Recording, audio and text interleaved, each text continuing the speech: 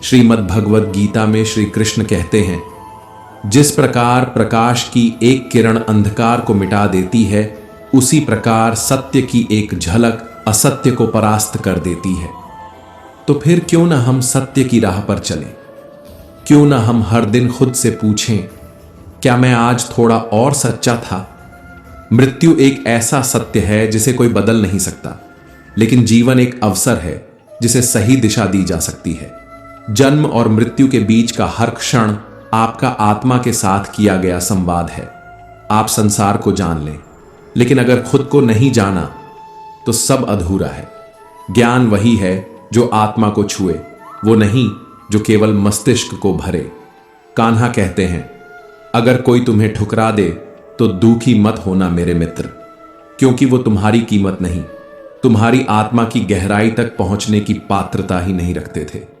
तुम्हें जो न समझ पाए उसके चले जाने का शोक मत करो, बल्कि ईश्वर का धन्यवाद करो कि उसने तुम्हें असली और नकली का अंतर दिखा दिया। बुरा वक्त आता है, लेकिन वो बीत भी जाता है।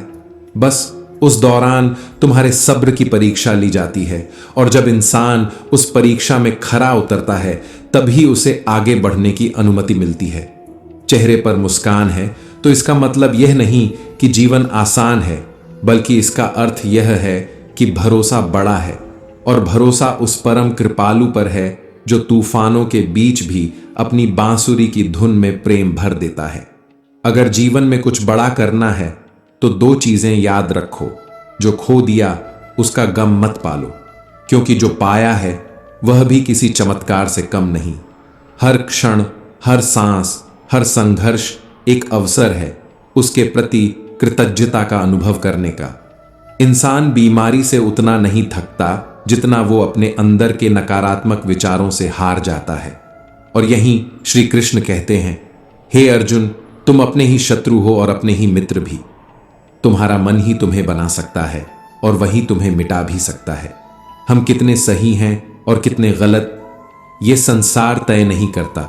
ये सिर्फ दो ही जानते हैं, परमात्मा और हमारी अंतरात्मा।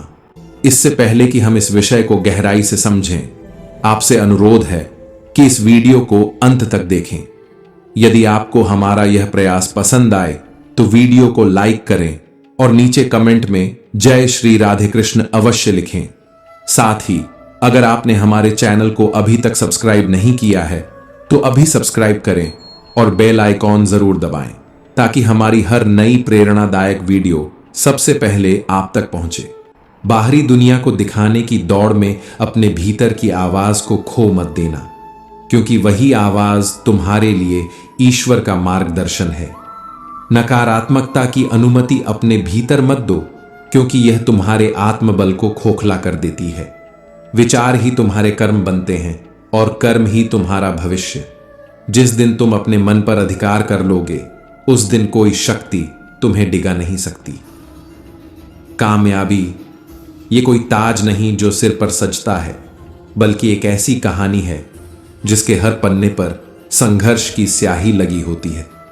और ये कहानी उन्हीं की होती है जिन्होंने नाकामी में भी आगे बढ़ना नहीं छोड़ा। श्री कृष्ण कहते हैं, लोग क्या कह रहे हैं, ये सोच सोच कर रुक मत जाना, उनकी बातों को खामोशी से सुनो, क्योंकि वक्त सबका जवाब देता है, और वो जवाब तब सबसे ज्यादा असर करता है जब उसे कहने की जरूरत नहीं पड़ती। जिसने खुद को जीत लिया, उसे हराने की शक्ति तो देवताओं के पास भी नहीं। स्वयं पर विजय ही सच्ची विजय है। जो आत्मा पर राज करता है, उसे संसार की कोई भी चुनौती डरा नहीं सकती। अगर लोग तुम्हारी अच्छाई को तुम्हारी कमजोरी समझते हैं, तो ये उनकी दृष्टि की कमी है, तुम्हारी नहीं। तुम आईना हो, आईना बने रहो। तुम्हारा काम है सच दिखाना, चाहे कोई उसे देखना चाहे या नहीं। श्री कृष्ण मुस्कुराकर कहते हैं, हे अर्जुन, क्या गया जो तुम रोते हो? क्या लाए थे जो तुमने खो दिया? तुम कुछ भी लेकर नहीं आए थे। जो लिया यहीं से लिया, और जो दिया यहीं पर दिया। तो शोक किस बात का? यह जीवन केवल तुम्हारा नहीं है। यह एक यात्रा है जो ब्रह्म से शुरू हुई और उसी में विलीन होगी। जो आज तुम्हारा है, कल किसी और का होगा। क्योंकि परिवर्तन इस संसार का सबसे बड़ा नियम है।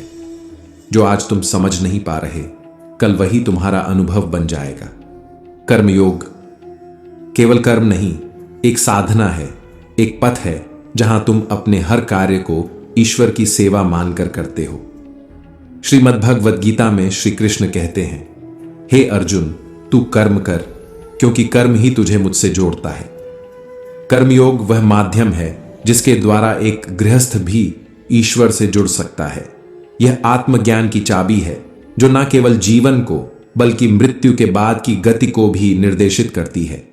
कर्मयोगी कभी कर्म से भागता नहीं, वो केवल फल की आशा से मुक्त होता है।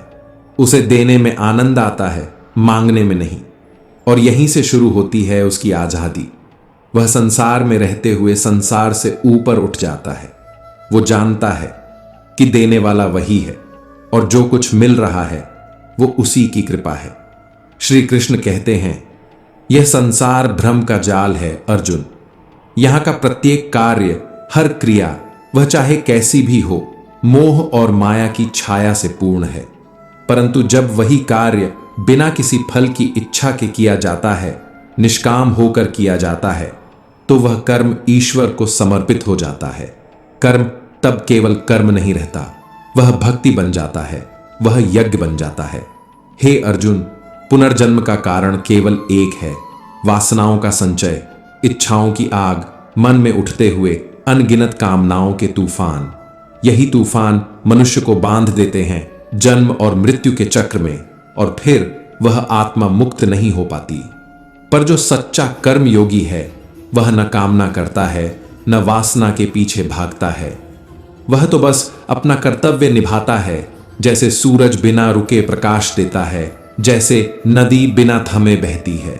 वह किसी फल की इच्छा नहीं करता, इसलिए वासना की राजनीति से भी मुक्त हो जाता है। और वही मुक्ति है जो मनुष्य को पुनर्जन्म के बंधन से भी ऊपर उठा देती है। श्री कृष्ण कहते हैं, मनुष्य का मन वायु के समान चंचल है। वह क्षण में उठता है, क्षण में गिरता है। एक पल में वह ब्रह्मा तक पहुंच जाता है और अगले ही पल वह पतन की गहराइयों में डूब जाता है। यह मन ही है जो हमें वासनाओं की दिशा में बहा ले जाता है। अगर जीवन को सफल बनाना है तो सबसे पहले मन को वश में करना होगा। नहीं तो यही मन जो सबसे बड़ा मित्र बन सकता था, वही सबसे बड़ा शत्रु बन जाता है। जो मन को जीत लेता है वह संसार को जीत लेता है। जब मन नियंत्रण में आता है तो ध्यान गहराता है, बुद्धि स्थिर होती है और आत्मा परम लक्ष्य की ओर चल पड़ती है। तभी व्यक्ति छोटे छोटे दुखों से, व्यर्थ की इच्छाओं से, हर उस भ्रम से मुक्त हो जाता है जो उसे तोड़ते रहते हैं। गीता कहती है, जिसने मन पर विजय पाली है वह इच्छाओं की गुलामी से मुक्त है। वह व्यक्ति न व्यर्थ की चिंताओं में डूबता है, न ही इच्छाओं में उलझता है। वह शांत रहता है, स्थिर रहता है, और यह स्थिरता ही है जो उसे परमात्मा से जोड़ती है। पर याद रखना, यदि मन पर नियंत्रण नहीं किया तो यह तुम्हें तुम्हारे ही भीतर से तोड़ देगा। यह तुम्हारी शक्ति को तुम्हारे विरुद्ध कर देगा। भगवान कहते हैं, जो व्यक्ति सुख और दुख में समान रहता है, जिसके भीतर न राग है, न भय है, न क्रोध, वही सच्चा ज्ञानी है। और राग, भय और क्रोध, ये तीनों वो आग हैं जो आत्मा को भीतर से जलाकर राख कर देते हैं। क्रोध, अर्जुन, वह नरक का द्वार है। जब कोई क्रोधित होता है तो उसका मन अशांत हो जाता है। उस अशांति में उसकी स्मृति नष्ट हो जाती है, और जब स्मृति नष्ट होती है तो बुद्धि भ्रमित हो जाती है। तब विवेक का अंत होता है, और वही है पतन की शुरुआत। इसलिए क्रोध कितना भी उग्र क्यों ना हो, उसे बुझाओ, स्वयं को शांत करने का प्रयास करो। वह शक्ति जो तुम्हारे भीतर बेकाबू होकर जल रही है, उसे साध लो। उसे साध लोगे तो सृष्टि को भी साध लोगे। श्री कृष्ण कहते हैं, जिस प्रकार समुद्र भारी से भारी तूफान में भी अचल रहता है, वैसे ही वह योगी जो परमात्मा में स्थित हो गया है कभी विचलित नहीं होता। चाहे कितनी भी इच्छाएं उसकी ओर आएं, कितने भी भोग उसकी परीक्षा लें, वह अपनी मर्यादा नहीं तोड़ता। वह अपनी स्थिति से नहीं डिगता। वह न सुख में डोलता है, न दुख में टूटता है। ऐसे योगी की स्थिति अचल होती है, अडिग होती है, अटूट होती है। वह योगी जो समस्त कामनाओं को त्याग देता है, जो ममता, मोह और अहंकार से रहित होकर जीता है, वही शांति को प्राप्त करता है। वही होता है असली विजेता, स्वयं पर विजय प्राप्त करने वाला। और यह विजय अर्जुन सबसे महान है, क्योंकि यह युद्ध बाहरी नहीं है, यह युद्ध भीतर का है। मन और आत्मा के बीच का युद्ध, इंद्रियों और विवेक के बीच का युद्ध। और जब यह युद्ध जीत लिया जाता है, तभी आत्मा परमात्मा में विलीन होती है, तभी जन्म मृत्यु का चक्र टूटता है, तभी सच्चा योग जन्म लेता है, तभी एक साधारण मनुष्य योगी बनता है। कान्हा कहते हैं, जो दर्द आज तुम्हारी आत्मा को भीतर से तोड़ रहा है, वही आने वाले कल में तुम्हारी सबसे बड़ी ताकत बनकर खड़ा होगा। हर आंसू जो आज तुम्हारी पलकों से खामोशी से गिर रहा है, कल तुम्हारी मुस्कान की वजह बनेगा। श्री कृष्ण कहते हैं, मुसीबत में जब मदद मांगो तो सोच समझ कर मांगो, क्योंकि मुसीबत तो कुछ क्षणों की होती है, लेकिन एहसान की परछाइयां जिंदगी भर पीछा करती हैं। और जिंदगी उम्र से नहीं, हालातों से सिखाती है जीने का असली हुनर। तजुर्बे किताबों से नहीं, छोटों से मिलते हैं। इस जमाने में आए हो तो जीने का हुनर भी रखो, क्योंकि यहां हर मुस्कुराहट के पीछे एक जंग छिपी होती है। दुश्मनों से कोई डर नहीं, सबसे बड़ा धोखा तो अपनों की मुस्कुराहट में छुपा होता है। रात को सुकून की नींद चाहिए तो दिन भर ईमानदारी से जियो, अपने ज़मीर से न भागो। ईमानदारी की कीमत दुनिया क्या समझे, यह तो वही जानता है जो खुद से कभी झूठ नहीं बोलता। अपनी कमियों को पहचानो, क्योंकि इस दुनिया में और कोई उन्हें सुधारने नहीं आएगा। सब तो बस फायदा उठाने की ताक में है। समय यह वो धारा है जो एक बार निकल जाए तो फिर लौट कर नहीं आती। समय के पास इतना समय नहीं है कि वह तुम्हें दोबारा समय दे सके। जो बदल सकता है उसे पूरे साहस से बदलो, जो नहीं बदल सकता उसे पूरे समर्पण से स्वीकार करो, और जो न स्वीकारा जाए उससे खुद को अलग कर लो। पर खुद को हर हाल में खुश रखना मत भूलो, क्योंकि अपनी खुशी की जिम्मेदारी खुद उठानी पड़ती है। रिश्तों के लिए अगर तुम समय नहीं निकालते तो यकीन मानो, वक्त धीरे धीरे तुम्हारे रिश्ते ही निकाल देगा, और तब पछताना भी एक विलास, लग्जरी बन जाएगा। जो लोग तुम्हारी बुराइयां करते हैं उन्हें करने दो, क्योंकि बुराई वही करते हैं जो बराबरी नहीं कर सकते। तुम्हारा काम ऊंचाई पर पहुंचना है, और ऊंचाइयों तक पहुंचा हुआ व्यक्ति कभी नीचे फेंके गए पत्थरों से घायल नहीं होता। अगर सच्चे में खुश रहना चाहते हो तो दुनिया की बातों को कम और अपने आत्म स्वर को ज्यादा सुनो। कान्हा कहते हैं, भगवान पर विश्वास वैसा होना चाहिए जैसे बच्चे का अपने पिता पर होता है। जब वह उसे हवा में उछालता है तो बच्चा डरता नहीं, हंसता है, क्योंकि उसे भरोसा होता है कि पकड़ा जाएगा। क्या तुम्हारा विश्वास इतना अडिग है? क्या तुम्हारी श्रद्धा इतनी गहरी है? श्रीमद् भगवद गीता में श्री कृष्ण कहते हैं, हे अर्जुन, तीनों लोकों में मेरा कोई भी कर्तव्य नहीं है, फिर भी मैं कर्म करता हूं, क्योंकि अगर मैं कर्म न करूं तो यह सृष्टि कर्म विहीन हो जाएगी। हे पार्थ, जब मैं स्वयं कर्म करने से पीछे हट जाऊं तो मनुष्य किसका अनुसरण करेंगे? इसलिए मैं कर्म करता हूं, निस्वार्थ भाव से, समर्पण भाव से। जैसे एक दीपक जलता है बिना किसी अपेक्षा के। यज्ञ से बचा हुआ अन्न जो श्रेष्ठ लोग ग्रहण करते हैं, वे सब पापों से मुक्त हो जाते हैं। लेकिन जो केवल अपने शरीर के पालन हेतु बिना श्रद्धा, बिना समर्पण अन्न पकाते हैं, वे पाप का भोजन करते हैं। ऐसे लोग चोर होते हैं, जो प्रभु को भूलकर केवल अपनी तृप्ति में लगे रहते हैं। ज्ञान ही वह अक्षय धन है जो न चुराया जा सकता है, न खो सकता है, न नष्ट हो सकता है। ये वही दीपक है जो अंधकार में भी जलता है। ये वही अस्त्र है जो जीवन की हर लड़ाई में साथ देता है। कभी कोई छीन नहीं सकता तुम्हारा ज्ञान, लेकिन शर्त है तुमने उसे अर्जित किया हो आत्मसमर्पण और तपस्या से। कान्हा कहते हैं, अगर भीतर का ज्ञान प्रज्वलित हो गया तो बाहर का अंधकार खुद ब खुद नष्ट हो जाएगा। परंतु यदि तुमने अपनी आत्मा को तिजोरी में बंद कर दिया है तो बाहर की दुनिया तुम्हें केवल दिखावे की चमक ही दे पाएगी। हे साधक, तुम्हारी शक्ति बाहर नहीं, भीतर है, और वह शक्ति तभी जागेगी जब तुम अपने अस्तित्व को पहचानोगे, जब तुम जानोगे कि तुम सिर्फ हड्डी और मांस का पिंड नहीं हो, तुम स्वयं आत्मा हो, ब्रह्म का अंश हो। जागो उस सत्य के लिए जो तुम्हारे भीतर प्रतीक्षा कर रहा है। श्री कृष्ण कहते हैं, कभी कभी जिंदगी हमें ऐसे मोड़ पर ले आती है जहां हम अपने ही कर्मों की परछाइयों से डरने लगते हैं, और तब शुरू होता है आत्मा का असली संघर्ष। एक छोटा सा शहर, वहां की तंग सी गली, और उस गली में एक साधारण सा इंसान, भोला। नाम भले भोला था, पर जीवन में ईश्वर के लिए कोई जगह नहीं थी। उसकी दुनिया सीमित थी। एक छोटी सी मेडिकल दुकान, ढेरों दवाइयां और दिन रात की ईमानदार मेहनत। कौन सी दवा कहां रखी है आंख बंद करके बता देता था। जो भी आता उसे सच्चे भाव से सही दवा, सही सलाह और सही दाम में दवा देता। कोई कमी नहीं थी उसके काम में, बस एक कमी थी, उसका ईश्वर पर विश्वास कहीं खो चुका था। भोला का मन ताश के पत्तों में रम गया था और आत्मा जीवन के रहस्यों से कटती जा रही थी।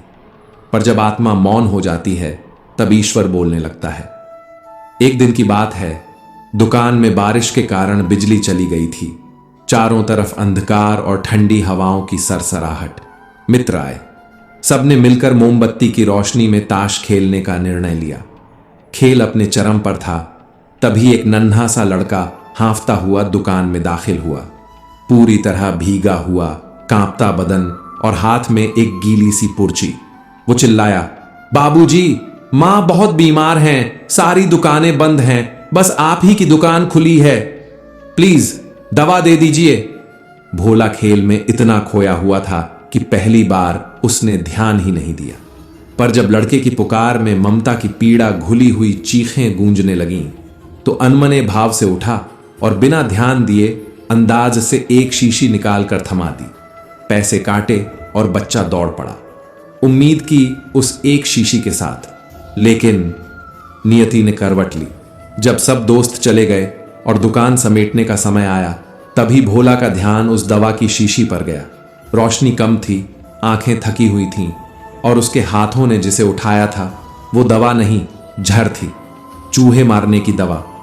भोला के शरीर में कंपी दौड़ गई, जैसे किसी ने उसका सीना चीरकर हृदय निकाल लिया हो। आंखों के सामने वह मासूम चेहरा घूम गया। मां बहुत बीमार है। उस एक गलती ने उसकी पूरी जिंदगी की सच्चाई पर कालिख पोत दी। भोला पसीने से भीग चुका था, दिल बुरी तरह धड़क रहा था और आत्मा में डर की लहरें उठ रही थीं। अगर उस बच्चे ने वो जहर अपनी मां को दे दिया तो उसके पैर कांपने लगे। बेचैनी ने घेर लिया। उसे उसका नाम भी नहीं पता था, न घर का पता, न गली का नाम। वो बच्चा कहां गया होगा? तभी उसकी नजर पहली बार उस कोने में गई जहां उसके पिता ने वर्षों पहले जिद करके भगवान श्री कृष्ण की तस्वीर टांगी थी। वही तस्वीर जिसे उसने कभी देखा नहीं था और न कभी हाथ जोड़े थे। कभी कभी जब मनुष्य हार जाता है तभी भगवान उसकी जीत की तैयारी करते हैं। भोला की आंखें भर आईं। वह कांपते हाथों से तस्वीर के पास गया। तस्वीर पर धूल की एक मोटी परत थी, जैसे उसके जीवन से विश्वास की परतें हट चुकी थीं।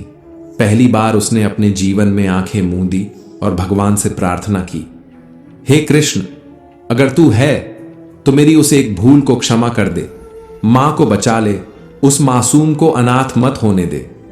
भीतर से टूटा हुआ भोला वहीं बैठा रहा, समय जैसे रुक गया हो। तभी दरवाजा खुला। वही बच्चा भीगा हुआ, रोता हुआ वापस दुकान में आया। उसने कांपते स्वर में कहा, बाबूजी, मैं गिर गया था, शीशी टूट गई, मां को अब भी दवा चाहिए, पर मेरे पास अब पैसे नहीं हैं, क्या आप एक और शीशी दे सकते हैं? जैसे कोई मृत आत्मा को जीवन दान दे गया हो। भोला दौड़ा, गले से उसे लगाया। आंखों में आंसू थे पर दिल में ईश्वर की कृपा की चमक थी। उसने दवा की सही शीशी निकाली और कहा, बेटा, तू अब मेरे लिए किसी देवता से कम नहीं। ये दवा ले जा, मां को ठीक कर, पैसे की बात मत कर, अब तू मेरी प्रार्थना का जवाब बन गया है। भोला ने श्री कृष्ण की उस धूल भरी तस्वीर को अपने धोती से साफ किया और सीने से लगा लिया। वो तस्वीर अब एक मूर्ति बन चुकी थी। वो मूर्ति अब उसका विश्वास बन चुकी थी। जब श्रद्धा टूटती है तब ईश्वर मौन रहता है, पर जब पश्चाताप सच्चा होता है तब ईश्वर स्वयं उतर आता है। भोला अब बदल चुका था। उसके भीतर अब ताश का शौक नहीं था, बल्कि आत्मा का संवाद था। अब वो दुकान सिर्फ दवाइयां नहीं देती थी, वो अब जीवन देती थी। अब वो आंखें जो कभी विश्वास से खाली थीं, अब हर ग्राहक में ईश्वर की छवि देखती थी। कभी कभी जिंदगी हमें वहां ले जाती है जहां कोई रास्ता नहीं दिखता, और तभी भगवान हमें वो रास्ता दिखाते हैं जो हमने कभी सोचा भी नहीं था। धरती पर जैसे मौसम बदलते हैं, गर्मी आती है, बरसात आती है, पतझड़ आता है और फिर वसंत, ठीक उसी प्रकार जीवन में भी सुख दुख, हानि लाभ, हार जीत सब कुछ आता और चला जाता है। पर जो रुकता है, जो हमारे साथ हर पल खड़ा रहता है, वो है हमारा धर्म, हमारा धैर्य और हमारे भीतर का साहस। युद्ध हो या जीवन, जीत उसी की होती है जो न झुकता है, न टूटता है, बस कृष्ण में लीन होकर चलता है। कान्हा कहते हैं, सेवा करो बिना अपेक्षा के। आशा मत रखो, क्योंकि सेवा का मूल्य इंसान नहीं जान सकता, वो तो सिर्फ भगवान के पास तो ला जाता है। नीयत साफ हो तो एक लौटा जल भी स्वर्ग समान हो जाता है, वरना दिखावे के वो 56 भोग भी बिना श्रद्धा के सिर्फ एक झूठा अभिनय बनकर रह जाते हैं। आज के समय में बहुत लोग मिलते हैं समझाने वाले, पर समझने वाला शायद सिर्फ ऊपर वाला ही है, क्योंकि जो सुनने के लिए बैठता है वो कान नहीं दिल खोलता है, और ऐसा दिल सिर्फ कृष्ण का होता है। जहां शंका हो वहां शांति नहीं होती, और जहां विश्वास हो वहां भगवान का वास होता है। अगर जीवन में सजा मिल रही है तो पहले स्वयं से पूछो, क्या कहीं कोई गलती की थी? भगवान अन्याय नहीं करते, वो केवल सुधार करने का अवसर देते हैं। सही हो तो सही बने रहो, जिद करके किसी को साबित करने की जरूरत नहीं। वक्त खुद सबसे बड़ी गवाही बनकर सामने आता है, और जब वो आता है तो चुप करवाता नहीं, चमत्कार करवाता है। वो कोना जहां बैठकर तुम रोते हो और कोई नहीं सुनता, अगर वहां कृष्ण है तो तुम अकेले नहीं हो, क्योंकि वह मौन में सबसे ज्यादा सुनते हैं। जितना इंतजार वो तुमसे करवाते हैं, उतनी ही अधिक योजना वो बना रहे होते हैं। जब देंगे तो तुम्हारी कल्पना से भी अधिक देंगे। मित्रता जरूरी है, संबंध भी, मगर जब जीवन एक कठोर परीक्षा बने तब खुद को अकेले संभालना आना चाहिए, क्योंकि जो तूफान हमें तोड़ते नहीं वही हमें मजबूत बनाते हैं। जिन रास्तों पर तुम्हारी कदर नहीं, वहां कदम रखना भी अपमान है। जिंदगी बहुत लंबी है, पर आत्मसम्मान से बड़ी नहीं। उस इंसान की कद्र करो जो तुम्हारे करीब रहना चाहता है, क्योंकि जो पास आने से डरता है उसके लिए तुम्हारी चिंता भी व्यर्थ है। लौटने की इच्छा हो तो इंसान लौट आता है। कद्र उसी की करो जिसे खोने से डर लगता है। कस्मों की क्या बात करें, सबसे ज्यादा झूठ वही बोलते हैं जो सबसे ज्यादा कस्में खाते हैं, और सबसे गहरा जख्म वही देते हैं जो सबसे ज्यादा वादे करते हैं। दीपक इसलिए पूजनीय नहीं कि वह जलता है, बल्कि इसलिए क्योंकि वो खुद जलता है और दूसरों को उजाला देता है। जीवन का उद्देश्य बनो, शिकायत नहीं। कान्हा कहते हैं, कभी अवसर मिले तो किसी के जीवन में सारथी बनो, स्वार्थी नहीं। जो मनुष्य यह समझ गया कि कब चुप रहना है, कब बोलना है और कितना बोलना है, वह जीवन के सबसे कठिन पाठों को जीत चुका है। कामयाबी और नाकामयाबी दोनों स्थायी नहीं है। जो आज है वह कल नहीं रहेगा, पर जो तुम्हारे भीतर है, तुम्हारा आत्मबल, वो अगर कृष्ण से जुड़ा है तो अमर है।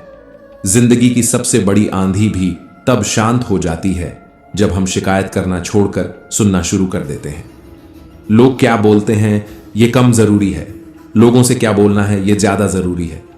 जैसे मनुष्य पुराने वस्त्रों को त्याग कर नए वस्त्र धारण करता है, उसी प्रकार आत्मा भी पुराने शरीर को छोड़कर नया शरीर धारण करती है। यह परिवर्तन नहीं पुनर्जन्म है, यह नाश नहीं, नव आरंभ है। और यह सृष्टि, यह संसार, यह शरीर सब क्षणिक हैं, परंतु आत्मा अविनाशी है, अजर है, अमर है। और जो इस सत्य को जान लेता है वह भय से मुक्त हो जाता है। भविष्य की चिंता, भूतकाल की पीड़ा सब माया है। जो कुछ भी है वो केवल आज है। और जो मनुष्य आज को पूर्णता से जी लेता है वो स्वयं परमात्मा को पा लेता है। जो श्रीमद् भागवत गीता को केवल पढ़ता और सुनते नहीं बल्कि जीता है, उसके दुष्कर्मों की जड़ें स्वयं उखड़ जाती हैं। वो अपने भीतर से वो तमस मिटा देता है जिसने वर्षों से उसे बांध रखा था। क्योंकि जो भाग्य में है वो भाग कर भी आएगा, और जो भाग्य में नहीं है वो आकर भी चला जाएगा। हवा की दिशा बदलती है, नाव डगमगाती है, और उसी तरह मनुष्य की इच्छाएं उसकी बुद्धि को डगमगा देती हैं। लेकिन जिसने आत्मा को, ईश्वर को जान लिया, उसे कोई हवा बहा नहीं सकती। खुशी के लिए काम करोगे तो शायद कभी खुशी ना मिले, पर खुश होकर काम करोगे तो हर कार्य में आनंद मिलेगा। लोग क्या सोचते हैं, क्या कहते हैं, इस चिंता में मत उलझो, क्योंकि लोग स्वयं इस चिंता में उलझे हैं कि तुम उनके बारे में क्या सोचते हो। बिना झुके खाली होना असंभव है। जिसमें अभिमान है उसमें परमात्मा का प्रवेश नहीं हो सकता। अगर भीतर से खाली होना है तो झुकना ही पड़ेगा। जहां तक दिख रहा है वहां तक चलो। जब वहां पहुंच जाओगे एक नया रास्ता दिखाई देगा, क्योंकि आंसुओं में वो खामोश दुआ होती है जो केवल परमात्मा ही सुन सकता है। जब इंसान अपने अगले कदम को पहचान लेता है वहीं से बदलाव की शुरुआत होती है। और अगर ऊपर वाले से रिश्ता गहरा है तो नीचे वाला कोई कुछ बिगाड़ नहीं सकता। मन अशांत है, हां, इसे वश में करना कठिन है, पर संयम और अभ्यास से यह अशांत मन भी शांति पा सकता है। श्री कृष्ण कहते हैं, भरोसा रखो। जब तुम किसी के लिए अच्छाई कर रहे होते हो तब कोई अदृश्य शक्ति तुम्हारे लिए भी कुछ अच्छा रच रही होती है। ये संयोग नहीं, ये ईश्वर की योजनाओं की सबसे खामोश भाषा होती है। हथेलियों की लकीरों के आगे जो उंगलियां बढ़ी होती हैं उन्हें यूं ही नहीं गढ़ा गया है। वो इसलिए हैं कि जब किस्मत रुक जाए तो मेहनत उसे आगे धकेल सके।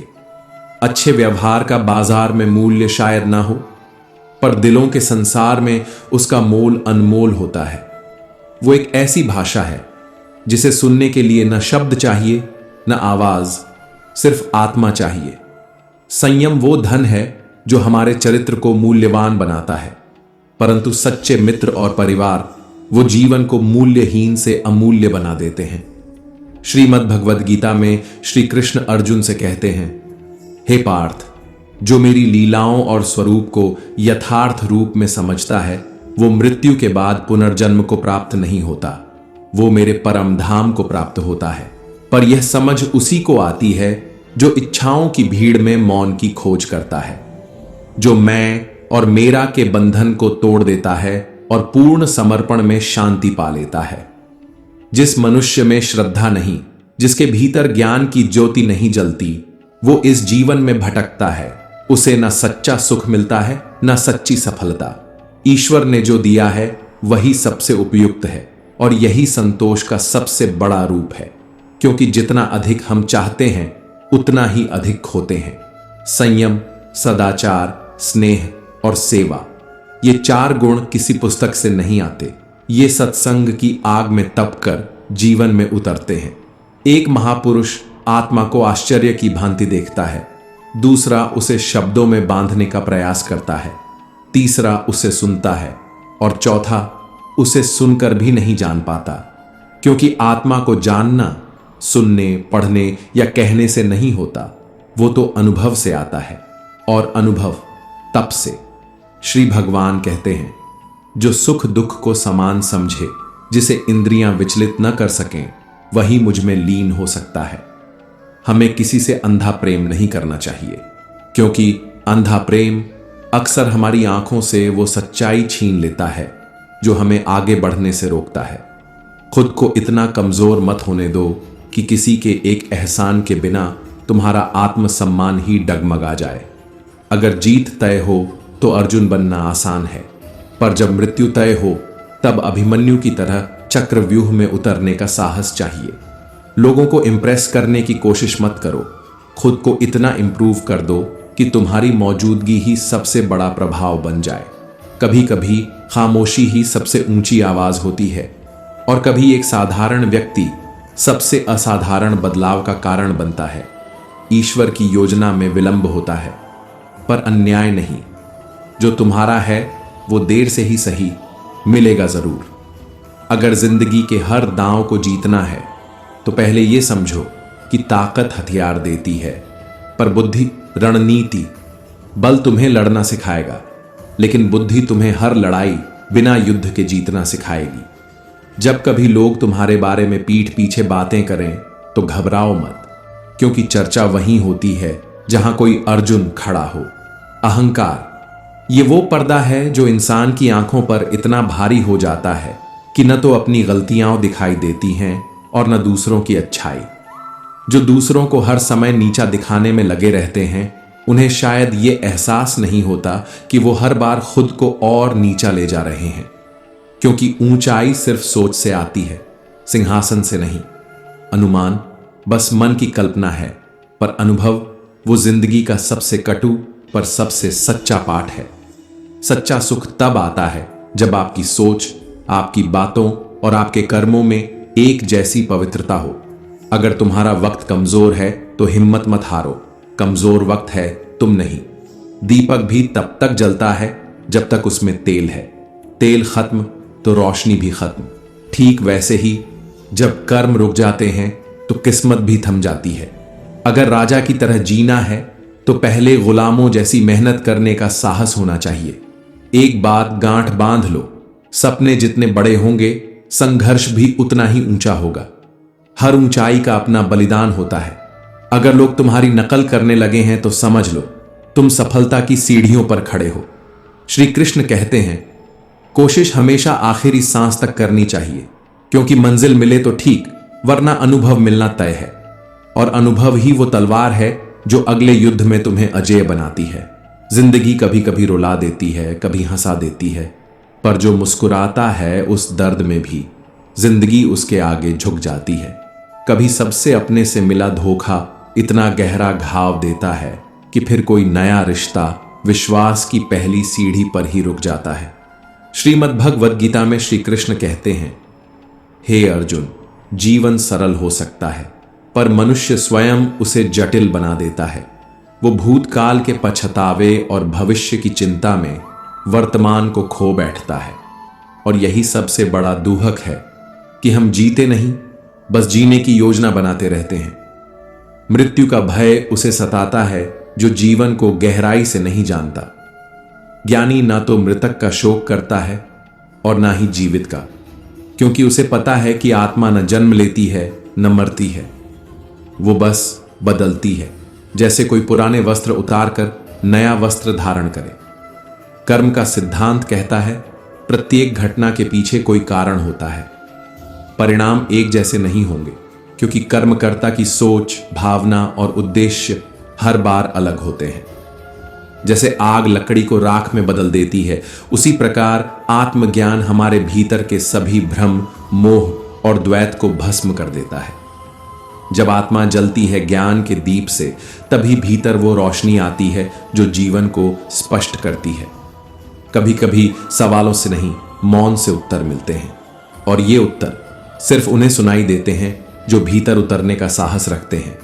इस संसार में सबसे कठिन युद्ध है स्वयं से स्वयं को जीतना। जब तुम खुद से ऊपर उठ जाते हो तब न हार बचती है न जीत, बस शांति बचती है।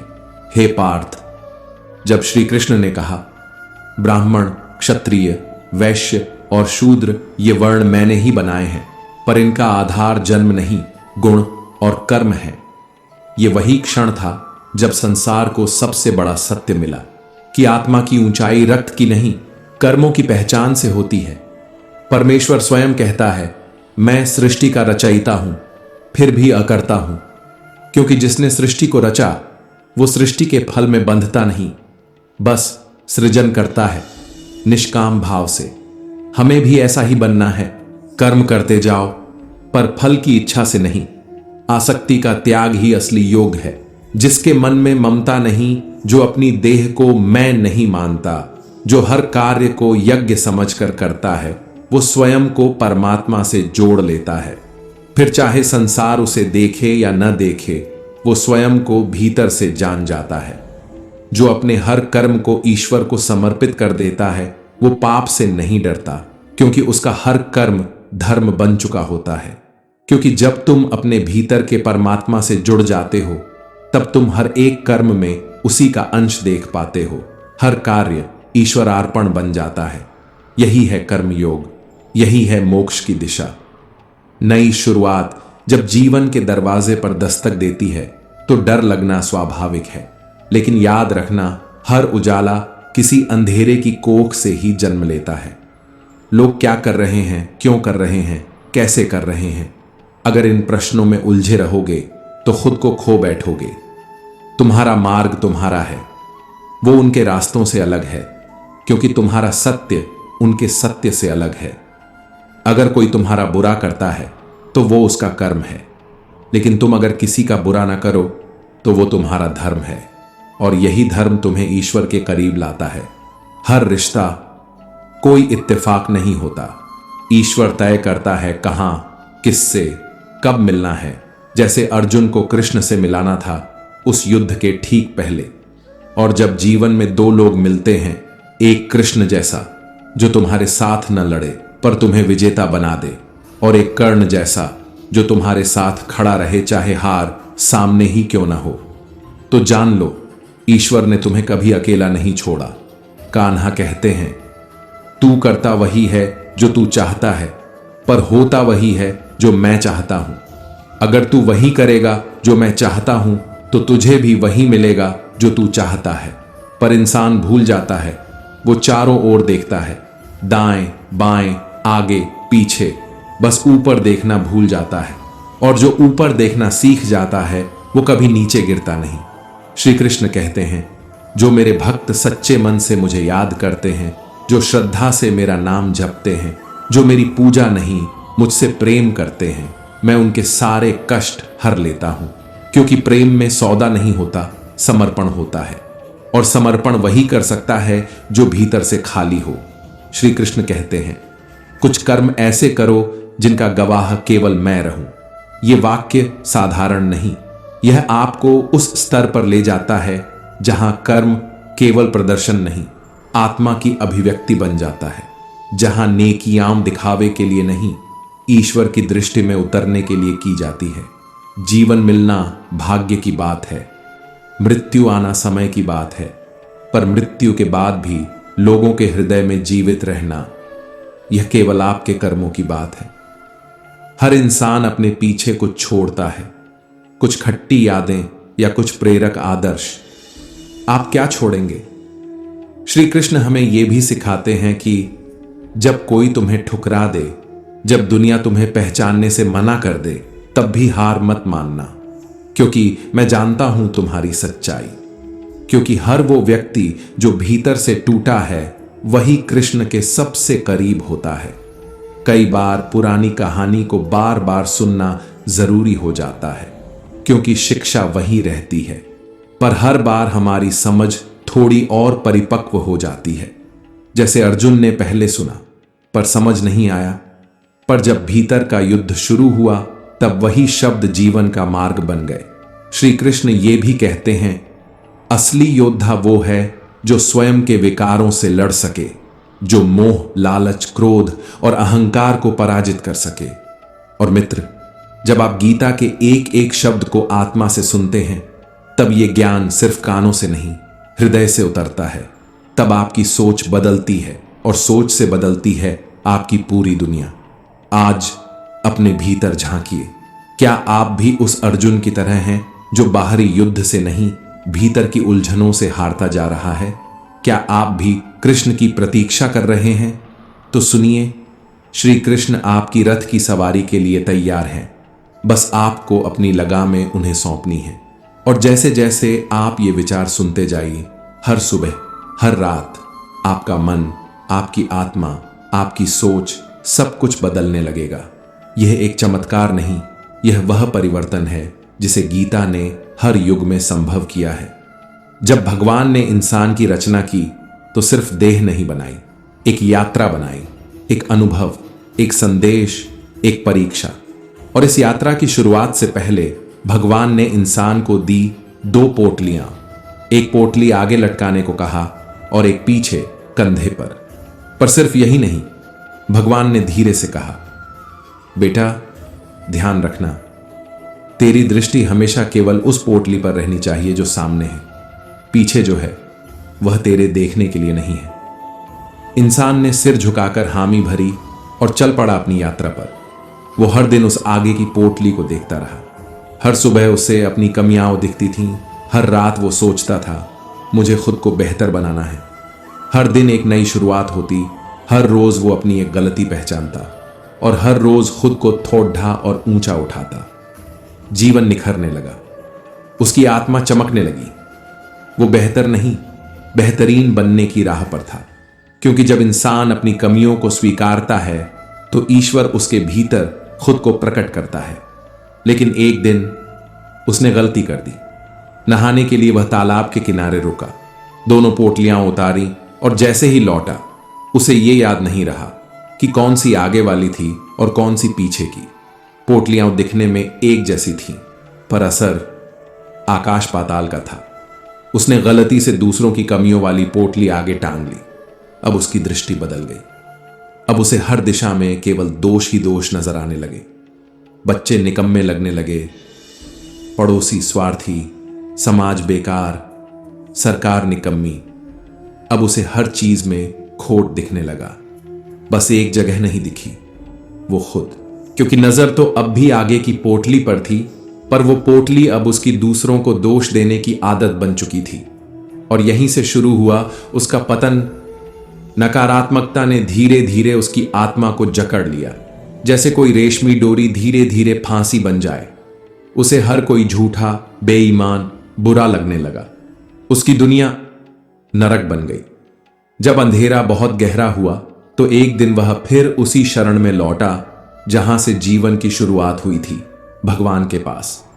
भगवान ने उसे देखा और मुस्कुराकर बोले, जब तक तू अपनी कमियों को देखता रहा, तू उड़ता रहा, ऊंचाइयों को छूता रहा, लेकिन जैसे ही तूने दूसरों में दोष ढूंढना शुरू किया, तेरी आत्मा नीचे गिरने लगी। याद रख, तू दूसरों को नहीं बदल सकता, पर तू खुद को सुधार सकता है, और वही सबसे बड़ा परिवर्तन है। मित्र, यही सबसे गहरी सच्चाई है। जब हम उंगली उठाते हैं तो 3 उंगलियां हमारी ही ओर इशारा करती हैं। किसी को दोष देना आसान है, खुद को स्वीकार कर सुधारना यही परम तप है। आध्यात्मिक दृष्टिकोण से देखें तो हर आत्मा अपनी यात्रा पर है। हर व्यक्ति अपने कर्मों के आधार पर आगे बढ़ रहा है, कोई तीव्र गति से, कोई धीमी गति से, पर सभी की दिशा एक ही है, ईश्वर की ओर। तो क्यों न हम हर सुबह जागकर खुद से पूछें, क्या मैं आज थोड़ा और शांत, थोड़ा और धैर्यवान, थोड़ा और विनम्र हो सकता हूं? क्यों न हम हर रात सोने से पहले अपनी पोटली में झांकें और खोजें कि आज मैंने क्या सीखा, क्या छोड़ा और क्या अपनाया। क्योंकि वही इंसान जीवन में आगे बढ़ता है जो रोज खुद को पिछले दिन से थोड़ा बेहतर बना लेता है। और यही आत्मविकास है, यही सच्चा धर्म है, यही श्री कृष्ण का ज्ञान है। किसी ने क्या खूब कहा है, झांक रहे हैं इधर उधर सब, अपने अंदर झांके कौन? ढूंढ रहे दुनिया में कमियां, अपने मन को ताके कौन? हर ओर उंगली उठ रही है, हर दिशा में आरोप, आलोचना, शिकायतें उड़ रही हैं, पर खुद के भीतर कौन झांक रहा है? कौन उस दर्पण को देखने की हिम्मत करता है जिसमें सिर्फ खुद का चेहरा दिखता है? दुनिया सुधरे, सब चिल्लाते हैं, पर खुद को आज सुधारे कौन? यह समाज बदल जाए, यह व्यवस्था सुधर जाए, यह लोग अच्छे बन जाए, ये तो हर कोई चाहता है, लेकिन जो सबसे जरूरी सुधार है वो तो हम खुद हैं। पर उपदेश कुशल बहुतेरे, मगर खुद पर आज विचार करे कौन? कड़वा है, पर सत्य यही है। श्री कृष्ण कहते हैं, सब्र कोई कमजोरी नहीं होती, बल्कि यह वो शक्ति है जो सभी के बस की बात नहीं होती। धैर्य एक तलवार नहीं, एक कवच है जो जीवन के हर युद्ध में रक्षा करता है। और ये कवच उन लोगों को मिलता है जो भीतर से मजबूत होते हैं, जो अपने मन की आवाज सुनते हैं, न कि भीड़ की। दुआएं कभी खाली नहीं जाती, बस उनका वक्त तय होता है। जिस तरह बीज बोने के बाद तुरंत फल नहीं आता, वैसे ही प्रार्थनाओं का परिणाम तुरंत नहीं दिखता, लेकिन वह भीतर बहुत कुछ बदल देता है। मनुष्य अपने विश्वास से ही निर्मित होता है। जो जैसा सोचता है वैसा ही बन जाता है। यही श्री कृष्ण की गीता का गूढ़ सत्य है। यदि तुम्हारा विश्वास उजाला है तो अंधकार टिक नहीं पाएगा। यदि तुम्हारा भरोसा सच पर है तो झूठ खुद हार जाएगा। हर चीज की नकल हो सकती है, लेकिन चरित्र और व्यवहार वो छाया नहीं, वो प्रकाश है। वो कुछ ऐसा है जिसे कोई कॉपी नहीं कर सकता। वो जीवन का वो हिस्सा है जिसे तुम हर रोज अपने कर्मों से गढ़ते हो। अपनी सोच को काबू में रखो, क्योंकि वही सोच धीरे धीरे तुम्हारा भाग्य बन जाती है। जो मन के विचार हैं वही कर्म बनेंगे, और जो कर्म हैं वही भविष्य। अगर नियत साफ हो तो नसीब कभी भी बुरा नहीं हो सकता। ईश्वर तुम्हारे साथ चलेंगे अगर तुम्हारी नियत में पवित्रता होगी। दिमाग में विचारों की भीड़ जितनी कम होगी, जिंदगी उतनी ही साफ और आसान होगी। मन शांत होगा तो रास्ते अपने आप दिखेंगे, और जब मन अशांत होता है तब इंसान रास्ते पर चलने की बजाय सिर्फ भटकता है। मन का झुकना बहुत जरूरी है, क्योंकि सिर्फ सिर झुकाने से भगवान नहीं मिलते। अगर अहंकार बाकी है तो मंदिर में भी भगवान से दूरी बनी रहेगी। लेकिन जब मन सच में झुकता है तब भगवान केवल मूर्ति में नहीं, जीवन के हर क्षण में प्रकट होने लगते हैं। अगर आप उन बातों पर परेशान होते हैं जो आपके बस में नहीं हैं, तो आप केवल समय नहीं, अपनी ऊर्जा भी नष्ट कर रहे हैं। और यही सबसे बड़ा धोखा है। हम उन चीजों को पकड़कर बैठ जाते हैं जिन्हें छोड़ना चाहिए और जिन्हें पकड़ना चाहिए, जैसे शांति, प्रेम, धैर्य, उन्हें हम नजरअंदाज कर देते हैं। आप जिस पर ध्यान देते हैं वो चीज सक्रिय हो जाती है। यदि आप दुख की तरफ देखेंगे तो दुख बढ़ेगा। यदि आप सुख पर ध्यान देंगे तो वो आपके जीवन में और गहराई से उतर जाएगा। श्री कृष्ण कहते हैं, परेशान मत हो, मैं हर समय तेरे साथ हूं। तू सोचता है तू अकेला है, पर असल में तू कभी भी अकेला नहीं रहा। जब दुनिया तुझसे मुंह मोड़ लेती है, जब अपने भी पराये बन जाते हैं, जब रास्ते सुनसान हो जाते हैं और अंधेरे हर तरफ छा जाते हैं, तब भी कोई होता है जो तुझे छोड़कर नहीं जाता। हां, मैं ही हूं वो जो तेरी परछाई से भी पहले तेरा साथ देता हूं। श्री कृष्ण कहते हैं, जब तू गिरा था ना, तो लोगों ने हंसी उड़ाई थी, पर मैंने तुझे फिर से खड़ा किया था। तेरे आंसू जब तक गिरे नहीं थे, मैंने तभी तेरा दर्द समझ लिया था। तू जब रातों में जाग कर सोचता था कि अब क्या होगा, तब मैं तेरे पास बैठा था। तेरे हर ख्याल में, हर धड़कन में, हर सांस में। मैं कौन हूं? शायद तू मुझे नाम से नहीं जानता, पर मेरे एहसास को तू हर रोज जीता है। मैं वही हूं जिसने तुझे संघर्ष में चुप रहना सिखाया। मैं वही हूं जिसने तुझे गिरकर उठने का हौसला दिया। मैं वही हूं जो तेरे अंदर की आग बन चुका हूं, तेरी आत्मा की आवाज। श्री कृष्ण कहते हैं, जब तू खुद पर शक करने लगा, तब मैंने तुझे खुद का ही आईना दिखाया और कहा, तू हारा नहीं है, बस थका है। थोड़ा रुक, थोड़ा सांस ले, लेकिन हार मत मान, क्योंकि तू बना ही गया है जीत के लिए। और याद रख, जब भी लगे कि सब खत्म हो गया, तो समझ लेना नई शुरुआत बस एक कदम दूर है। श्रीमद् भागवत गीता में भगवान श्री कृष्ण कहते हैं कि हे अर्जुन, जो न कभी हर्ष में उन्मत्त होता है, न द्वेष से जलता है, जो न इच्छा करता है न मोह करता है, जो शुभ और अशुभ दोनों कर्मों को समान दृष्टि से देखता है, वो ज्ञानी, वो स्थिर बुद्धि वाला मनुष्य मुझको अत्यंत प्रिय होता है। ये वचन केवल अर्जुन के लिए नहीं था, ये उन सभी के लिए था जो जीवन के रण में उलझे हैं, जो द्वंद्व में हैं, जो सच की तलाश में हैं। भगवान श्री कृष्ण ने कहा, मुझे जानने के 3 मार्ग हैं, ध्यान योग, ज्ञान योग और कर्म योग। परंतु इन तीनों में भी कर्म योग सर्वोत्तम है, क्योंकि बिना कर्म के कोई भी आत्मा न तो आगे बढ़ती है न ही जागृत होती है। तो दोस्तों, हम उम्मीद करते हैं आपको यह उपदेश और कहानी अच्छी लगी हो, तो वीडियो को लाइक करके चैनल को सब्सक्राइब कर लें और अपने दोस्तों रिश्तेदारों को भी ये ज्ञान भरी वीडियो शेयर कर दो और कमेंट में जय श्री कृष्णा लिख दो। जय श्री कृष्णा।